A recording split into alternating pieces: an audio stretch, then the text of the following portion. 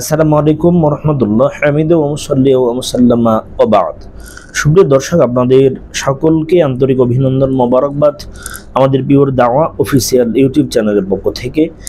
আপনাদের প্রত্যেক জীবনের যে কোনো প্রশ্ন আপনারা আমাদের কমেন্টে করতে পারেন, অথবা আমাদের নাম্বার দেওয়া থাকে, অনেক সময় ওখান থেকে আপনারা নাম্বার সংগ্রহ করে ফোনেও কথা বলতে পারেন।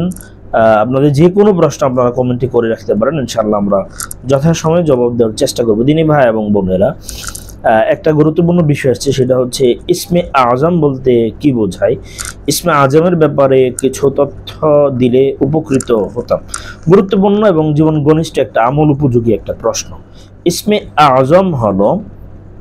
আজম হচ্ছে আল্লাহ তাআলার মহান নাম আল্লাহ, এটাই হচ্ছে ইসমে আজম। ইসমে আজমকে কেন্দ্র করে 14টি মত আছে, তবে বিশুদ্ধ কথা হলো ইসমে আজম হলো আল্লাহ এবং তার সকল গুণবাচক নাম।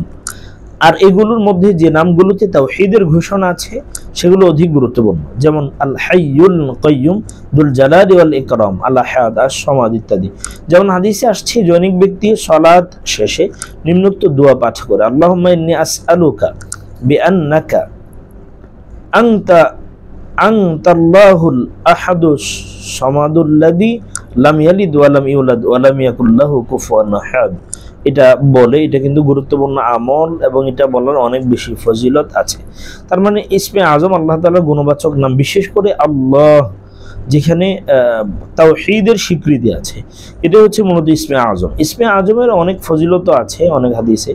ইসমে আজম যদি কেউ সত্যিকার অর্থে আমল করে কোনো উদ্দেশ্যে যদি আমল করে, আশা করা যায় আল্লাহ উদ্দেশ্যটা আল্লাহ তাআলা পুরা করে দেবেন। এবং সর্বোপরি যে কোনোভাবেই ইসমে আজমের আমল করে যে কোনো কাজ করলে, পানিতে ফুঁক দিলেও অনেক ফজিলত এবং অনেক লাভ আছে। আল্লাহ তাআলা আমাদেরকে আল্লাহ তাআলার নামগুলা জিকির বেশি বেশি করার তৌফিক দান করুন, আমিন।